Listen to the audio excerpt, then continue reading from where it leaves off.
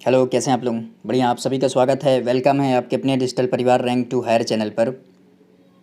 आज का जो मोटिवेशनल थॉट्स है कि राह संघर्ष की जो चलता है वो ही संसार को बदलता है। राह संघर्ष की जो चलता है वो ही संसार को बदलता है।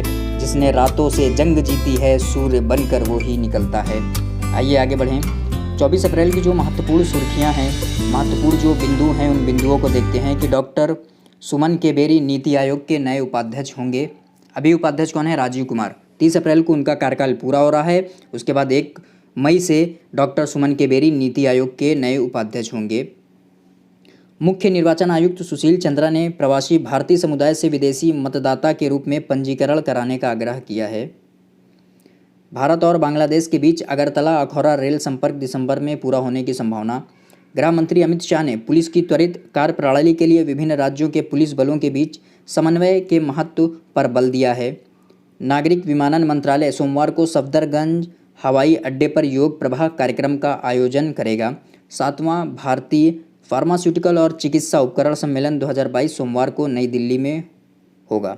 मणिपुर में खोंगजाम दिवस 23 अप्रैल को मनाया जाएगा।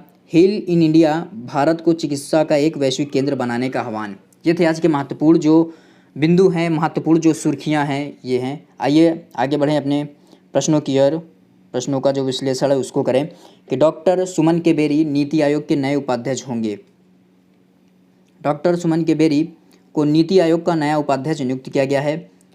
वह पहले मई से कार्यभार संभालेंगे। कार्मिक लोक शिकायत और पेंशन मंत्रालय के आदेश में कहा गया है कि नीति आयोग के वर्तमान उपाध्यक्ष डॉक्टर राजीव कुमार 30 अप्रैल को अपने पद से कार्य मुक्त हो जाएंगे। डॉक्टर सुमन केबेरी इससे पहले नई दिल्ली में national council of applied economic research के महानिदेशक के रूप में काम कर चुके हैं। यह देश के अग्रणी स्वतंत्र गैर लाभकारी नीति अनुसंधान संस्थानों में से एक है। उन्होंने प्रधानमंत्री की आर्थिक सलाहकार परिषद, राष्ट्रीय सांख्यिकी आयोग और रिजर्व बैंक के वित्तीय नीति संबंधी तकनीकी सलाहकार समिति के सदस्य के रूप में भी काम किया है डॉक्टर सुमन केबेरी ने। आइए आगे बढ़ें। अगला जो प्रश्न है उसको समझते हैं कि मुख्य निर्वाचन आयुक्त सुशील चंद्रा ने प्रवासी भारतीय समुदाय से विदेशी मतदाता के रूप में पंजीकरण कराने का आह्वान किया है, आग्रह किया है। मुख्य निर्वाचन आयुक्त सुशील चंद्रा ने कहा है कि जो भी भारतीय विदेशों में रह रहे हैं वो विदेश में क्या है कि विदेशी मतदाता के रूप में खुद को पंजीकृत कराएं। मुख्य निर्वाचन आयुक्त सुशील चंद्रा ने प्रवासी भारतीय समुदाय से विदेशी मतदाता के रूप में पंजीकरण कराने का आग्रह किया है। उन्होंने प्रवासी भारतीयों से कहा है कि इलेक्ट्रॉनिक संप्रेषित डाक मतपत्र प्रणाली का विस्तार विदेशी मतदाताओं तक करने का विचार किया जा रहा है। सुशील चंद्रा के नेतृत्व में एक शिष्टमंडल ने दक्षिण अफ्रीका और मॉरिशस का दौरा किया। इस दौरान दक्षिण अफ्रीका और मॉरिशस के निर्वाचन आयोग के साथ कई बैठकें हुई। दोनों देशों के प्रवासी भारतीय समुदाय के सदस्यों से भी बातचीत हुई है। मुख्य निर्वाचन आयुक्त सुशील चंद्रा ने भारत जो वंशी हैं उनसे विदेशी मतदाता के रूप में पंजीकरण कराने का आग्रह किया है। वर्तमान में यह संख्या बहुत ही कम है। सुशील चंद्रा ने बैठक के आयोजन के लिए दक्षिण अफ्रीका के निर्वाचन आयोग अध्यक्ष की सराहना की है। उन्होंने कहा कि दक्षिण अफ्रीका अक्टूबर 2022 में विश्व निर्वाचन निकाय संघ की अगली जो आम सभा की मेजबानी कर रहा है। कौन? दक्षिण अफ्रीका, जो 2022 में विश्व निर्वाचन निकाय संघ की सभा होगी उसकी मेजबानी कर रहा है। सुशील चंद्रा ने कहा कि संघ के साथ भारत के बहुत ही गहरे और सक्रिय संबंध रहे हैं। भारत और दक्षिण अफ्रीका दोनों ही इस संगठन के संस्थापक सदस्य हैं। मुख्य निर्वाचन आयुक्त ने मॉरिशस के निर्वाचन आयुक्त इरफान अब्दुल रहमान के साथ मुलाकात की। उन्होंने कहा कि दोनों देशों के बीच पीढ़ियों से साझा संबंध हैं। उन्होंने कहा कि पिछले कुछ वर्षों से भारत में चुनावों को समावेशी बनाने की दिशा में व्यापक प्रगति हुई है, जिससे महिलाओं, दिव्यांगों और वरिष्ठ नागरिकों की चुनाव में क्या भागीदारी भी बढ़ी है। आइए अगला जो प्रश्न है उसको देखते हैं कि भारत और बांग्लादेश की मत क्या होगा कि भारत और बांग्लादेश के बीच अगरतला अखौरा रेल संपर्क दिसंबर में पूरा होने की संभावना है, जिससे भारत और बांग्लादेश के मध्य रेल संपर्क बढ़ने से क्या होगा, आवागमन में भी सुविधाएं उपलब्ध हो जाएंगी। ठीक, आइए इसको देखते हैं कि भारत और बांग्लादेश के बीच महत्वाकांक्षी अगरतला अखौरा रेल संपर्क इस वर्ष दिसंबर में पूरा होने की संभावना है। रेल मंत्री राव साहेब पाटिल दानवे ने यह जानकारी अगरतला में 23 अप्रैल को दी है। वह 2 दिन की यात्रा पर त्रिपुरा आए हुए हैं। श्री दानवे ने कहा कि पूर्वोत्तर राज्यों की सभी राजधानियों को रेल संपर्क से जोड़ने का काम निर्धारित गति से चल रहा है। उन्होंने कहा कि इसमें से लगभग 60% काम पूरा हो चुका है और जो शेष काम है वो 2023-24 तक पूरा कर लिया जाएगा। केंद्रीय मंत्री ने कहा कि त्रिपुरा के लोग ढाका के रास्ते 16 घंटे के भीतर कोलकाता पहुंच सकेंगे। जब बांग्लादेश और भारत में जो अगरतला अखौरा रेल संपर्क है वो शुरू हो जाएगा तो क्या होगा, ढाका से होते हुए त्रिपुरा के लोग क्या करेंगे, कोलकाता पहुंच सकेंगे। जिससे क्या होगा कि जो अब त्रिपुरा के लोग होते थे असम से होते हुए सिक्किम से, तब कहीं पश्चिम बंगाल में पहुंचते थे, जिसके कारण उन्हें अपना अत्यधिक समय लग जाता था परिवहन में। अब क्या होगा कि भारत और बांग्लादेश के मध्य अगरतला और अखौरा जो रेल संपर्क स्थापित होने से उनके मध्य क्या होगा कि समय में भी बचत होगी। 16 घंटे में ये अपनी यात्रा पूरी कर लेंगे। आइए आगे बढ़ते हैं कि गृह मंत्री अमित शाह ने पुलिस की त्वरित कार्य प्रणाली के लिए विभिन्न राज्यों के पुलिस बलों के बीच समन्वय के महत्व पर बल दिया है। अमित शाह ने कहा कि पुलिस को अपराधियों से 2 कदम आगे रहने के लिए तकनीक बहुत ही महत्वपूर्ण है। उन्होंने कहा कि पुलिस को अपराधियों से 2 कदम आगे रहना होगा, जिसके लिए कांस्टेबल और हेड कांस्टेबल को भी टेक्नो फ्रेंडली होना होगा। उनको भी टेक्नोलॉजी के बारे में जानकारी प्राप्त करनी होगी।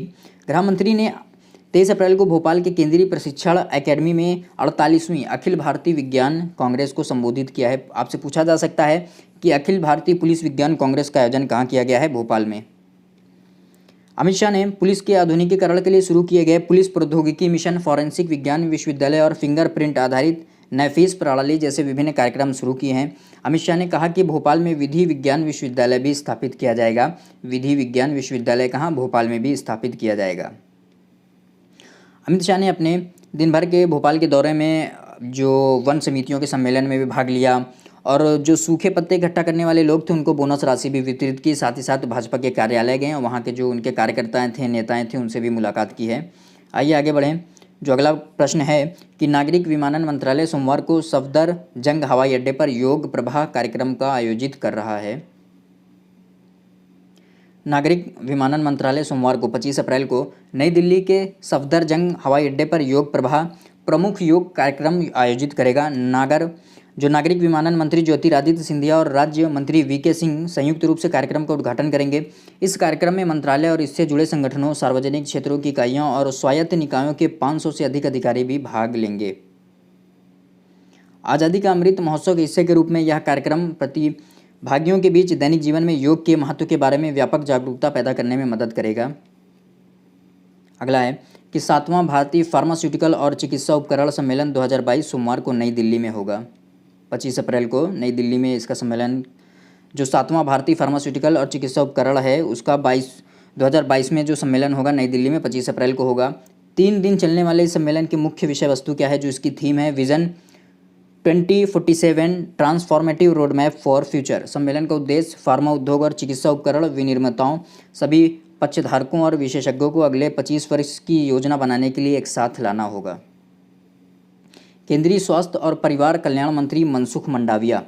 कौन है केंद्रीय स्वास्थ्य और परिवार कल्याण मंत्री? मनसुख मंडाविया नई दिल्ली में एक संवाददाता सम्मेलन में कहा कि इससे सभी पक्षधारकों को अगले 25 वर्ष में आगे बढ़ने के लिए फार्मा और विनिर्माताओं को रणनीति बनाने में मदद मिलेगी। इसके अलावा सम्मेलन में फार्मा उद्योगों को मजबूत करने पर भी विचार विमर्श किया जाएगा और सरकार पेटेंट दवा उद्योगों के लिए शोध और नवाचार के लिए एक नीति लाएगी। इस पर भी सम्मेलन के दौरान विचार विमर्श होगा। केंद्रीय मंत्री ने उम्मीद जताई है कि सम्मेलन सभी के लिए सार्थक होगा और उद्योग प्रभावी रणनीति तैयार करेगा। आइए अगला जो मोटिवेशनल थॉट्स है उसको समझें कि साहिल पे पहुंचने से इनकार किसे है लेकिन, साहिल पे पहुंचने से इनकार किसे है लेकिन तूफानों से लड़ने का मजा ही कुछ और है। कहते हैं कि किस्मत खुदा लिखता है लेकिन, कहते हैं कि किस्मत खुदा लिखता है लेकिन उसे मिटा के खुद गढ़ने का मजा ही कुछ और है। आइए आगे बढ़ें। जो अगला महत्वपूर्ण प्रश्न है कि मणिपुर में खोंगजाम दिवस मनाया जाएगा। 23 अप्रैल को मणिपुर में खोमजाम दिवस मनाया जाएगा। मणिपुर में थौबल जिले में खेबाचिंग में खोमजाम समर स्मारक परिसर में खोमजाम दिवस मनाया जाएगा। खोमजाम दिवस हर वर्ष 23 अप्रैल को मनाया जाता है। यह दिन वर्ष 1891 के एंग्लो मणिपुरी युद्ध के दौरान खोमजाम की लड़ाई में मणिपुर की स्वतंत्रता रक्षा के लिए अंग्रेजों के विरुद्ध सर्वोच्च बलिदान देने वाले वीर मणिपुर के योद्धाओं की याद में मनाया जाता है। मणिपुर के राज्यपाल कौन है? लक्ष्मी एल गणेशन और मुख्यमंत्री एन वीरेन सिंह। समारोह में शामिल होंगे। वो खोमजाम युद्ध स्मारक पर पुष्पांजलि भी अर्पित करेंगे। कोविड महामारी के कारण पिछले 2 वर्षों से इस उत्सव का आयोजन नहीं हो पाया था। राज्य सरकार ने समारोह में भाग लेने वाले जो सरकारी कर्मचारी होंगे, राज्य की जनता के लिए मुफ्त बस सेवा की व्यवस्था की है। आइए अगला जो आज़ादी का अमृत महोत्सव, 75वां आज़ादी का जो अमृत महोत्सव है, उसके उपलक्ष्य में महत्वपूर्ण जो प्रश्न है उसको समझे कि हील इन इंडिया। केंद्रीय मंत्री अनुराग ठाकुर ने भारत को चिकित्सा का एक वैश्विक केंद्र बनाने का आह्वान किया है। श्री अनुराग ठाकुर ने वैश्विक आयुष निवेश और नवाचार शिखर सम्मेलन 2022 के समापन कार्यक्रम में भाग लिया और इन्होंने किस बात पर बल दिया, ये उसको समझें कि केंद्रीय मंत्री अनुराग ठाकुर ने 22 अप्रैल को वैश्विक आयुष निवेश और नवाचार शिखर सम्मेलन 2022 के समापन सत्र में भाग लिया। इस अवसर पर उपस्थित लोगों को संबोधित करते हुए अनुराग ठाकुर ने 3 दिवसीय शिखर सम्मेलन के दौरान 90 से अधिक प्रसिद्ध वक्ताओं ने विभिन्न कार्यशालाओं के जरिए समस्त मौजूदा लोगों को प्रबुद्ध किया। इसके साथ ही ठाकुर ने इस शिखर सम्मेलन के सफल आयोजन के लिए आयुष मंत्री और मंत्रालय के अधिकारियों को भी बधाई दी है। आयुष में निवेश और नवाचार की अपार संभावनाओं का उल्लेख करते हुए अनुराग ठाकुर ने कहा कि 2014 में जो $3 अरब का व्यापार था, वह अब 6 गुना से भी अधिक बढ़कर $18 अरब से उच्च स्तर पर पहुंच गया है। आयुष के क्षेत्र में, जो चिकित्सा के क्षेत्र में अपना व्यापार है, यह इस क्षेत्र में मौजूदा अपार विकास क्षमताओं को स्पष्ट संकेत है। 75% की अभूतपूर्व वार्षिक वृद्धि दर की बदौलत यह एक आकर्षक क्षेत्र बन गया है। मंत्री महोदय ने आशा व्यक्त की है कि देश में जल्द ही इस क्षेत्र में स्टार्टअप और कंपनियों का निवेश करेंगी। मंत्री महोदय ने यह भी कहा है कि भारत ने कोविड महामारी के दौरान काफ़ी अच्छा प्रदर्शन किया और कोविड काल के बाद भी भारत दुनिया की सबसे तेज़ी से बढ़ती प्रमुख अर्थव्यवस्थाओं में से एक है और आयुष इस क्षेत्र में विकास में एक अग्रणी क्षेत्र बनने की आकांक्षा कर सकता है। अनुराग ठाकुर ने कहा कि इसके लिए हमारे लिए आवश्यक है कि उचित स्टार्टअप जो परिवेश है वो होना चाहिए और इसके लिए इस क्षेत्र में नवाचार, इंक्यूबेशन और सटीक पहलों के लिए सही माहौल होना चाहिए। उन्होंने यह भी कहा कि ऐसे समय में दुनिया अब भी कोविड महामारी से जूझ रही है। पिछले 2 वर्षों में 47 भारतीय स्टार्टअप यूनिकॉर्न बन चुके हैं। प्रतिस्पर्धा को बढ़ावा देने के लिए अनुराग ठाकुर ने कहा कि हमें अपने उत्पादों को बेहतर पैकेजिंग करने की आवश्यकता है और इसके साथ ही आक्रामक विपणन और ब्रांडिंग भी की जानी चाहिए। उन्होंने यह भी कहा कि आयुष जल्द ही एक ई मार्केट प्लेस लॉन्च करने जा रहा है। जेम पोर्टल की तरह यह भी एक ई मार्केट प्लेस भी भविष्य में करोड़ों रुपए का लेन देन करने वाला है। आयुष क्षेत्र को मजबूत करने का आह्वान करते हुए मंत्री महोदय ने कहा कि आयुर्वेद, होम्योपैथी, योग और भारत के सॉफ्ट आयुर्वेद, होम्योपैथी और योग भारत की सॉफ्ट पावर के अहम घटक अवयव हैं। विश्व गुरु बनने के लिए भारत को अपनी विशिष्ट अपार क्षमता के लिए पूरी दुनिया को अवगत कराना चाहिए और ऐसा करने के लिए हमें आयुष के क्षेत्र को अवश्य काफ़ी बढ़ावा देना चाहिए। अनुराग ठाकुर ने कहा कि भारत में पारंपरिक चिकित्सा के लिए प्रथम WHO वैश्विक केंद्र की मेजबानी के प्रयास के लिए प्रधानमंत्री नरेंद्र मोदी को श्रेय दिया। कहा कि अब भारतीय उत्पादों को दुनिया में ले जाना हमारी जिम्मेदारी है। अनुराग ठाकुर ने कहा कि 3 दिवसीय शिखर सम्मेलन से पूरी दुनिया को हील इन इंडिया का संदेश दिया जाना चाहिए। उन्होंने कहा कि भारत का चिकित्सा या उपचार का केंद्र बनाने की योजना बनाने, उसे क्रियान्वित करने और उसका विपणन करने के लिए सरकार के मंत्रालयों को आपस में मिलकर काम करना चाहिए। 3 दिवसीय वैश्विक आयुष निवेश और नवाचार शिखर सम्मेलन 20 अप्रैल 2022 को प्रधानमंत्री नरेंद्र मोदी जी के द्वारा गांधीनगर में स्टार्ट किया गया। यह सम्मेलन 3 दिवसीय शिखर सम्मेलन के दौरान 5 पूर्ण सत्र, 8 गोलमेज सम्मेलन, 6 कार्यशालाएं, 2 संगोष्ठी आयोजित की गई। इस दौरान 9 प्रख्यात प्रवक्ताओं एवं 100 प्रदर्शकों की मौजूदगी रही। इस शिखर सम्मेलन का उद्देश्य क्या रहा कि अपार निवेश क्षमता को सामने लाने में मदद करना, नवाचार, अनुसंधान, विकास, स्टार्टअप परिवेश और वेलनेस उद्योग को बढ़ावा देना है। इस उद्योग की हस्तियों, शिक्षाविदों और विद्वानों को एक साथ लाना है और भविष्य में सहयोग के लिए एक प्लेटफॉर्म के रूप में काम करना है। ये अनुराग ठाकुर ने अपने वक्तव्य में कहा।